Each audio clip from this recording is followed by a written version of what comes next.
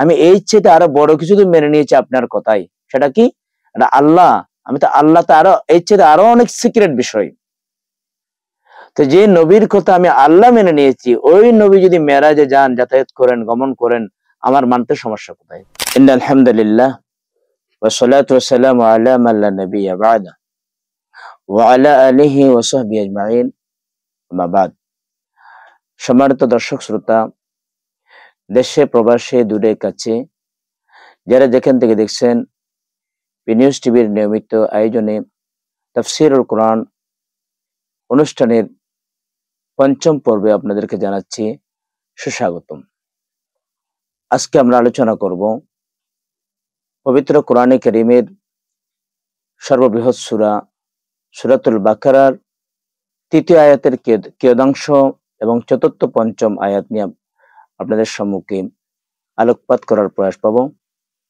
চলুন আমরা আমাদের নির্ধারিত আলোচনার শোনার চেষ্টা করব। আল্লাহ তাবারক ওয়া তাআলা আমাদেরকে দয়া করুন। সম্মানিত দর্শক শ্রোতা, ইতিপূর্বে আমরা আলোচনা করেছিলাম হুদাল লিল মুত্তাকিন। এই মুত্তাকিনের যে শব্দখানা রয়েছে, এখান থেকে আছে তাকওয়া। তাকওয়া বান্দাই মুত্তাকি হয়। এই জন্য আমাদেরকে জানতে হবে তাকওয়া আসলে কয় প্রকার। তো তাকওয়ার মুফাসসিরিনে কেরাম তাকওয়ার ব্যাখ্যা দিতে গিয়ে তারা বলেছেন তাকওয়া দুটি ধাপ রয়েছে, দুটি প্রকার রয়েছে। একটা হলো তাকওয়ায়ে জাহেরি, আর একটা হলো তাকওয়ায়ে বাতিনি। জাহেরি এবং বাতিনি, জাহেরি বলতে বোঝায় যে তাকওয়াগুলো বাহ্যিকভাবে প্রকাশ পায়। যেমন একজন তাকওয়াবান বান্দা, সে 5 ওয়াক্ত নামাজ পড়ে, সে হজ আদায় করে, সামর্থ্যবান হলে সেই অর্থনৈতিকভাবে সমর্থবান হলে যাকাত দেবে, সে রোজা রাখবে, নওয়াফিল ইবাদত বন্দেগী করবে, তাহাজ্জুদ পড়বে, ইশরাক পড়বে, আওয়াবিন পড়বে, কোরআনে কারীম তেলাওয়াত করবে, রাসূল করিম সাল্লাল্লাহু আলাইহি ওয়াসাল্লামের উপর দরুদ পরিবেশন করবে। এভাবে আল্লাহর রাস্তার মধ্যে গরিব অভাবীদেরকে সেই দান করবে। পাশাপাশি আল্লাহর নিষিদ্ধ যতগুলো বস্তু কর্মকাণ্ড রয়েছে সেখান থেকে নিজেকে, যেমন গীবত করা, চুরি করা, ডাকাতি করা, জেনা ব্যভিচার কর্ম ইত্যাদি অশালীন পাপাচার থেকে নিজেকে বিরত রাখবে। তাকওয়ায়ে জাহেরি বা বাহ্যিক তাকওয়া, যেগুলো দেখা যায়, দৃশ্যমান। তো কোরআনে কারীম হুদাল লিল মুত্তাকিন বলেছেন। আর একটা হলো তাকওয়ায়ে বাতিনি। কোরআনে কারীম যেটা অদৃশ্যমান, যেটা আসলে দেখা যায় না, কিন্তু তার কিছু ভাব বোঝা যায়, সেটা কি? সেটা হলো অন্তরের তাকওয়া। এ সম্পর্কে কোরআনে কারীম ফুরকানে মাজিদে আল্লাহ তাবারক ওয়া তাআলা ইরশাদ করেন, ওয়া মান ইউআযযিম শাআইরাল্লাহ ফাইন্নাহা মিন তাকওয়াল কুলুব। যে অন্তরের তাকওয়া হচ্ছে, যেটা আত্মিক তাকওয়া, সেটা হলো আল্লাহর প্রিয় বস্তু এবং প্রিয় বান্দাদেরকে সম্মান করা, শ্রদ্ধা করা এবং তাদের পথের প্রতীক হওয়া। যেমন আল্লাহ তাবারক ওয়া তাআলার প্রিয় বস্তু আমরা দেখতে পাই হানে কাবা। আল্লাহ তাবারক ওয়া তাআলার প্রিয় বস্তু হানে কাবার তাওয়াফ করা, তার সম্মান অন্তরে লালন করা। সবার পক্ষে তাওয়াফে যাওয়া সম্ভব না, অর্থনৈতিক যাদের সামর্থ্য নাই তারা কিভাবে যাবে। কিন্তু যাক আর না যাক, যেমন আমরা এখানে থেকে আমরা হানে কাবাকে সম্মান করি, কিবলামুখী হয়ে নামাজ পড়ি। তো কিবলাকে সম্মান করা নামাজের মধ্যে যেমন ফরজ, নামাজের বহিরাগত সময়ও বাহিরেও ফরজ। একেও যেমন সাফা ও মারওয়াকে তাজিম করা, মিনা মুজদালিফার প্রতি সম্মান প্রদর্শন করা, অন্তরের মধ্যে সম্মান লালন করা। যে সকল বান্দা যাদের মাধ্যমে আল্লাহর দিশা পাওয়া যায়, রাসূল করিম সাল্লাল্লাহু আলাইহি ওয়াসাল্লামের হেদায়েত পাওয়া যায়, হেদায়েতের দিশা পাওয়া যায়, তাদেরকে সম্মান করা, যাদেরকে ওলিউল্লাহ বলা হয়, বা রাসূল করিম সাল্লাল্লাহু আলাইহি ওয়াসাল্লামের সাহাবায়ে কিরামকে সম্মান করা, তাদের প্রতি সম্মান লালন করা, আওলাদ রাসূল আহলে বাইত আতহার রিদওয়ানুল্লাহি তাআলা আলাইহিম আজমাইনের প্রতি সম্মান ভক্তি প্রদর্শন করা, এটা হলো তাকওয়ায়ে বাতিনি। যেমন আমরা কোরআনে কারীমের মধ্যে আমরা দেখতে পাই, হযরত ইউসুফ আলাইহিস সালাম বললেন, দোয়া করেছিলেন, ওয়াতাওয়াফানি মুসলিমিন ওয়া আলহিকনি বিস সলিহিন। রব্বে করিম, আয় আল্লাহ, আমাকে আপনি মুসলমান হিসেবে আপনি আমাকে, অর্থাৎ ইমানদার হিসেবে আপনি আমাকে মৃত্যু দান করুন, এবং ওয়া আলহিকনি বিস সলিহিন, আপনার যারা নৈকট্য ধন্য বান্দা যারা রয়েছেন তাদের সাথে আমাকে যুক্ত করিয়ে দিন। আমার ইন্তেকালের আগে তো আমি সালেহিনদের সাথে থাকতে চাই, ইন্তেকাল পরবর্তী সময়েও আমি আল্লাহ কবরের জগতের যে হায়াতটা, আলমে বরজখিয়তের যে হায়াতটা, ওই জীবনটা আমি ফাসিদের সাথে থাকতে চাই না। যারা পাপাচার পাপিষ্ঠ, যারা পাপিষ্ঠদের সাথে যাতে আমার কবর না হয়, আমার কবরটা যাতে সালেহিনদের সাথে হয়, নেককারদের সাথে হয়, আউলিয়া কামিলিন যারা রয়েছেন, গৌস কুতুব আবদাল যাদেরকে আমরা বলি, তাদের সাথে যাতে হয়। হযরতে ইউসুফ আলা নবিয়্যিনা আলাইহিস সালাম, যার ব্যাপারে আল্লাহ বলেছেন ইন্নাহু কানা সিদ্দিকান নবিয়্যা, যার পাক দামানি পবিত্র ঘোষণা করবার জন্য আল্লাহ তাবারক ওয়া তাআলা দুলনার শিশুকে বাক শক্তি দান করেছিলেন। এমন পেগম্বর, জলিলুল কদর পেগম্বর, যার ঘটনা ধারাবাহিকভাবে সবচেয়ে আহসানুল কসস বলা হয়েছে, তিনি দোয়া করেছেন, আল্লাহ আমি সালিহিনকে এত ভালোবাসি, এত ভালোবাসি, এত ভালোবাসি আল্লাহ, ইন্তেকালের পরবর্তী সময় আল্লাহ আমি একজন নবী হয়ে, বরগজিদা রসুল হয়ে, নবী হয়ে আমি সালিহিনদের সাথেই আমার ইন্তেকাল পরবর্তীতে সময় আমি থাকার জন্য দোয়া করি। দেখা যাচ্ছে বাস্তবের মধ্যে দেখা যায় হযরতে মুসা আলাইহিস সালামকে আল্লাহ তাবারক ওয়া তাআলা ওহী প্রেরণ করলেন যে ইউসুফ আলাইহিস সালামের দোয়া বাস্তবায়নের হয় হযরত মুসা আলাইহিস সালামের জমানায়, অনেক লম্বা ওয়াকিয়া।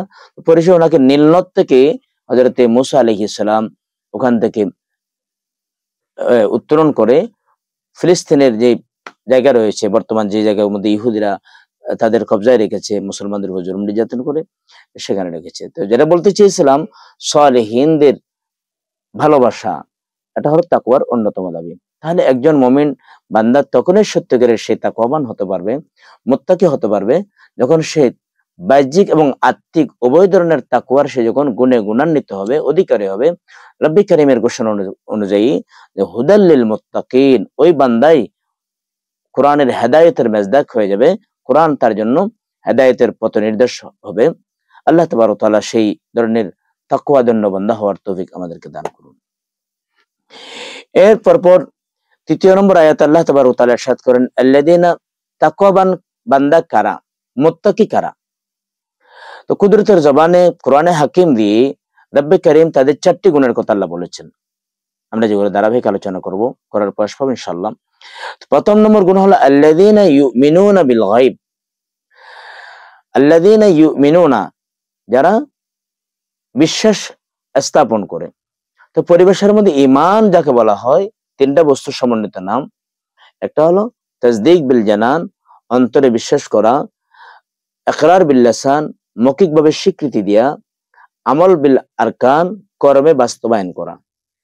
3টার সমন্বয় হলো ঈমান। যদিও ঈমানের মৌলিক বস্তু হলো আমাদের হানাফি মাযহাব অনুযায়ী তাসদীক বিল জানান, যেটা ইমাম আযম রাহমাতুল্লাহি আলাইহির অভিমত। তো যাই হোক, আল্লাযীনা ইউমিনুনা বিল গায়ব, এই কোরআন তাকওয়াবান কারা হবেন? 1 নম্বর তাকওয়াবান হলো তারা যারা ইউমিনুনা বিল গায়ব, যারা না দেখে ঈমান আনয়ন করে, না দেখে বিশ্বাস করে। এজন্য হযরত সিদ্দিক আকবর রাদিয়াল্লাহু তাআলা যখন জিজ্ঞেস করা হলো যে রাসূল করিম সাল্লাল্লাহু আলাইহি ওয়াসাল্লাম মেরাজের সংবাদ দিলেন, যে আবু জাহল বলল, সিদ্দিক আকবর, আবু বকর, তুমি এতদিন যা মেনে নিয়েছিলে সেগুলো মোটামুটি স্বাভাবিক ছিল, এখন তোমার রাসূল নাকি অতি অল্প সময়ে প্রথম, দ্বিতীয়, তৃতীয়, সপ্তম আসমান পাড়ি দিয়ে লামকানে গিয়ে আল্লাহ তাবারক ওয়া তাআলার সাথে 90,000 কথা বলেছেন, এখনো দরজার শিকল এখনো নড়ে, উজুর পানি এখনো গড়ায়, এটা কি সম্ভব? তুমি কি এটাও মেনে নেবে? তখন সিদ্দিক আকবর রাদিয়াল্লাহু তাআলা আনহু এই অদৃশ্য সংবাদ মেনে নেওয়ার ক্ষেত্রে একটা কথাই বলেছিলেন, এটা কি আমার নবী বলেছেন, আমার রাসূল বলেছেন? এটা আমার রাসূল বলে, তাহলে আমি এটা মেনে নিতে কোনো আপত্তি নেই, আমি অবশ্যই মেনে নেব। এই কথা সবাই উলামায়ে কেরামের জবান দিয়ে কম বেশি জানানো কথা, যেই কারণে রাসূল করিম সাল্লাল্লাহু আলাইহি ওয়াসাল্লামের মারফত আল্লাহ পাক সিদ্দিক আকবর তিনি উপাধি পেয়েছেন। যে নবীজি জানতে চাইলেন, আবু বকর, এই ঘটনা আমি আমার ক্ষেত্রে ঘটবার আগে অন্য কারো ক্ষেত্রে ঘটে নাই, ইভেন হযরত সাইয়েদনা মুসা আলাইহিস সালাম, রব্বি আরিনি আনজুর ইলাইক, আল্লাহ আপনাকে না আপনার দিকে দেখতে চাই, এটা ওনার পক্ষে সম্ভব হয় নাই। ফাখাররা মুসা ওয়া সাইকা, সেক্ষেত্রে জলিলুল কদর পেগম্বর ওয়া কাল্লামা আল্লাহু মুসা তাকলিমা, আর এমনটি যখন রাসূল করিম সাল্লাল্লাহু আলাইহি ওয়াসাল্লাম, তুমি এই আবু বকর তুমি এই বিষয়টা কিভাবে মেনে নিয়েছিলেন, কিভাবে বিশ্বাস স্থাপন করেছিলে? তখন সিদ্দিক আকবর বলেন, ইয়া রাসূলুল্লাহ, ইয়া হাবিবাল্লাহ, আমি এই চেয়ে আরো বড় কিছু তো মেনে নিয়েছি আপনার কথাই। সেটা কি? এটা আল্লাহ, আমি তো আল্লাহ তো আরো এই চেয়ে আরো অনেক সিক্রেট বিষয়। তো যে নবীর কথা আমি আল্লাহ মেনে নিয়েছি, ওই নবী যদি মেরাজে যান, যাতায়াত করেন, গমন করেন, আমার মানতে সমস্যা কোথায়?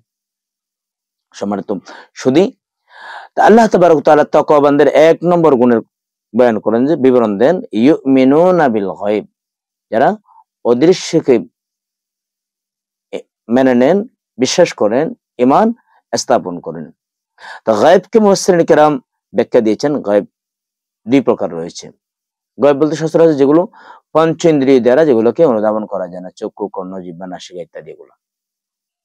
তো এই অদৃশ্য যেটা, সেটা আবার দুই প্রকার। একটা হচ্ছে আল্লাহ তাবারক তাআলার সত্তাগত, আরেকটা হচ্ছে, এটাকে গায়বে জাতি বলা হয়। আরেকটা প্রকার হলো গায়বে আতাই। গায়বে জাতি যেটা, এটা আল্লাহর সত্তাগত দৃশ্য, সেটা আল্লাহ ছাড়া কেউ জানে না।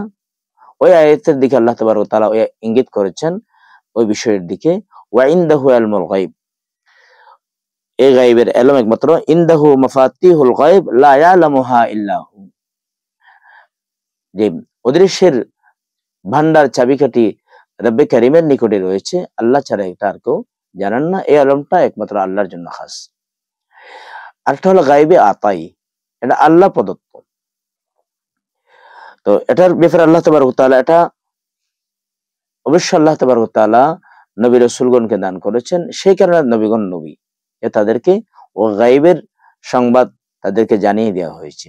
আর ওদিকে ইঙ্গিত করে আল্লাহ তাবারক ওয়া তাআলা বিশ্ব মানব জাতিকে জানান দিয়েছেন কোরআনে কারীম দ্বারা, আলিমুল গায়বি ফালা ইউযহিরু আলা গায়বিহি আহাদান ইল্লা মান ইরতাদা মির রাসূলিন, যে আলিমুল গায়ব ফালা ইউযহিরু আলা গায়বি আহাদান, আল্লাহ হচ্ছেন অদৃশ্যের সকল ক্ষমতার মালিক, তিনি এই গায়বের উপর কাউকে অবহিত করেন না।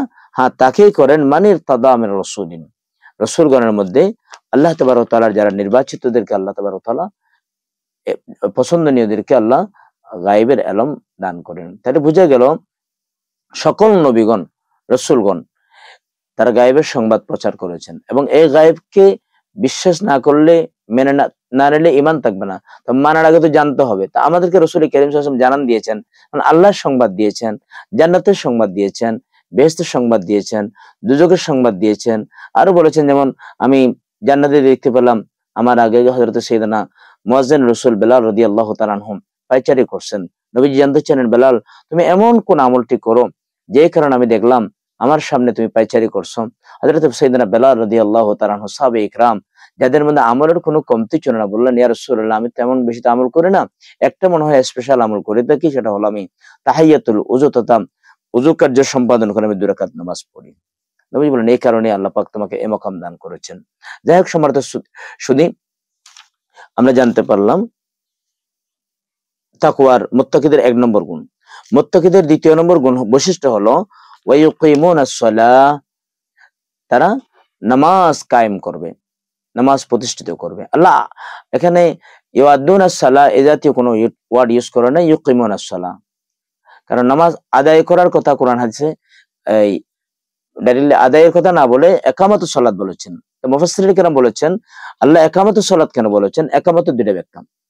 একটা ব্যাখ্যা হলো, একামত মানে হলো নিয়মিত, 1 ওয়াক্ত পড়লাম, 2 ওয়াক্ত পড়লাম না, বা জুমার দিবসে পড়লাম, বা অন্যদিন পড়লাম না, বা মাহে রমজানে পড়লাম আর পড়লাম না, এটা আদায় সালাত হয়, যেটা আদায় করলাম সেটা, কিন্তু একামত সালাত হয় না। তাকওয়াবান হতে হলে অবশ্যই আমাদেরকে একামত সালাত আমাদের মধ্যে থাকতে হবে, নিয়মিত। আফজালুল আমাল আদওয়ামুহা ওয়া ইন কাল্লা, রাসূল কারীম সাল্লাল্লাহু আলাইহি ওয়াসাল্লাম বলেন, সর্বোত্তম আমল হলো ওই আমল যেটা স্থায়ী হয়, যদিও বা কম হয়। আরেকটা ব্যাখ্যা রয়েছে যে একামতুস সালাত বলতে বোঝায় নামাজের আদাব থেকে শুরু করে নামাজের সকল মুস্তাহিবাত, নামাজের যতগুলো মুস্তাহাব কর্মকাণ্ড রয়েছে, ওয়াজিব যতগুলো কর্মকাণ্ড বিধিবিধান রয়েছে, ফরজ যতগুলো বিধিবিধান রয়েছে, সবগুলোর সমন্বয়ে নামাজ আদায় করাকে বলা হয় একামতুস সালাত। রাব্বি কারীম বলেন, মুত্তাকি ওই সকল বান্দা যাদের 2য় নম্বরে, যাদের মধ্যে নামাজ আদায় করার যে গুণ থাকবে, এবং সাথে সাথে তৃতীয় নম্বর হচ্ছে ওয়ামিম্মা রাযাকনাহুম ইউনফিকুন, যারা আল্লাহ প্রদত্ত জীবিকা থেকে আল্লাহর পথে ব্যয় করে, খরচ করে, ইনফাক ফি সাবিলিল্লাহ বলা হয়। তাহলে অর্থাৎ যেটাকে যাকাত আমরা বলতে পারি, যাকাত বা সদকা যারা করে আল্লাহ রাস্তায়, তাহলে এই সদকা বা দুই প্রকার, একটা হচ্ছে ফরজ সদকা, আর একটা হলো নফল সদকা। তো তাকওয়াবান হওয়ার জন্য যেহেতু সদকাকে আল্লাহ জেনারেলি বলেছেন, তাহলে উভয় ধরনের গুণ থাকতে হবে, ফরজ দানও করতে হবে, নফল দানও করতে হবে। তাহলে ফরজ দান তো কেউ অস্বীকার করলে কাফির হয়ে যাবে, নামাজ অস্বীকার করলে যেমন কাফির হয়ে যাবে, কোরআনে কারীমের কোন একটা আয়াতকে অস্বীকার করলে যেমন কাফির হয়ে যাবে, সে ঈমান থেকে খারিজ হয়ে যাবে, বের হয়ে যাবে। অনুরূপ ভাবে যে বান্দা তাকওয়াদন্য, ওই বান্দা হবেন যার মধ্যে আল্লাহ রাস্তায় যারা দান করে থাকেন, ফরজ দান করে থাকেন, নফল দান করে থাকেন, তারা হলো তাকওয়াদন্য বান্দা।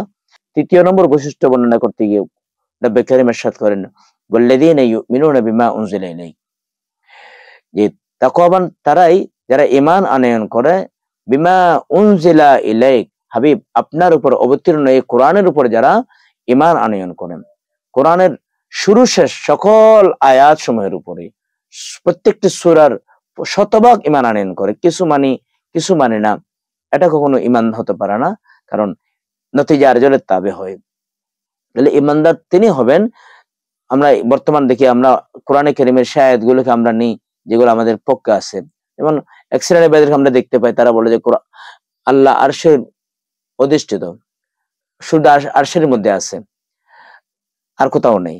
তাহলে তারা যদি এটা বলেন, তাহলে কোরআন বলে যে যা ফায়নামা তাওয়াল্লু ফাতাম্মা ওয়াজহুল্লাহ ওয়া নাহনু আকরাবু ইলাইহি মিন হাবলিল ওয়ারিদ, আমি বান্দা তোমাদের গর্দানের শাহী রগচ্ছে তো আমি কাছে।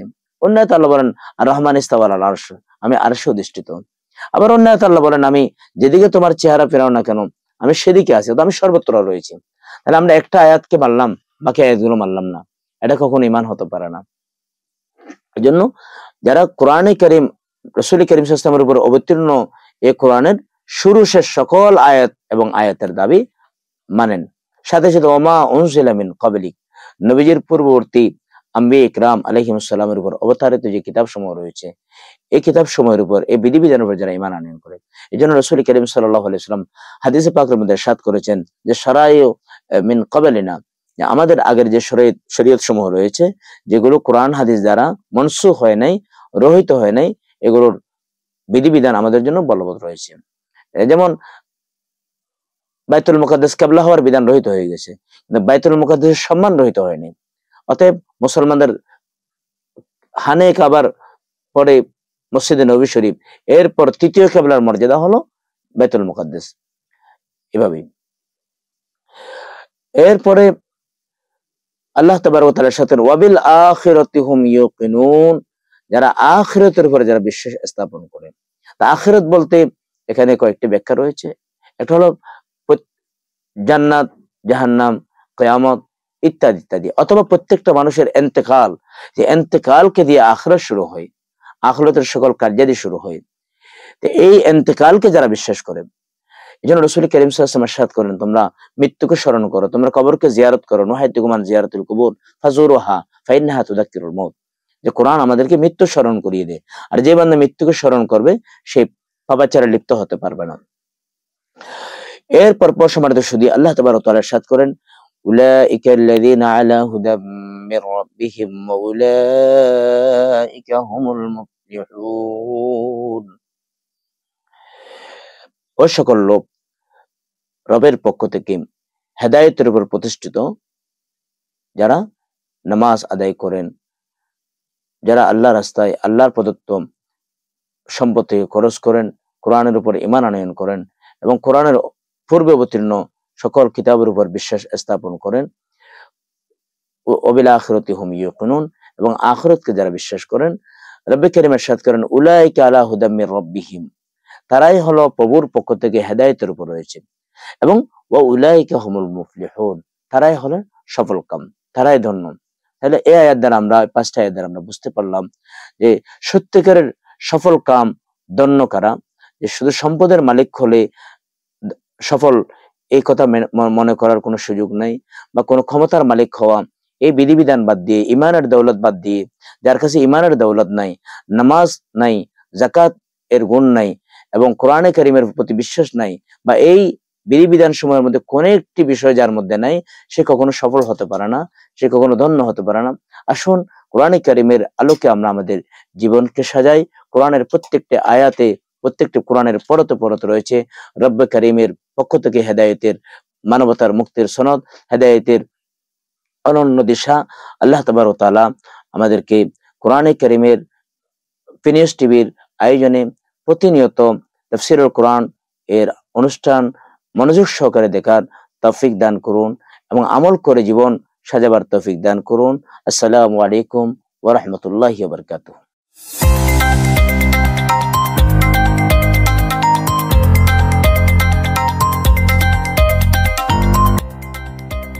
সত্যের সন্ধানে নির্ভীক, P News TV।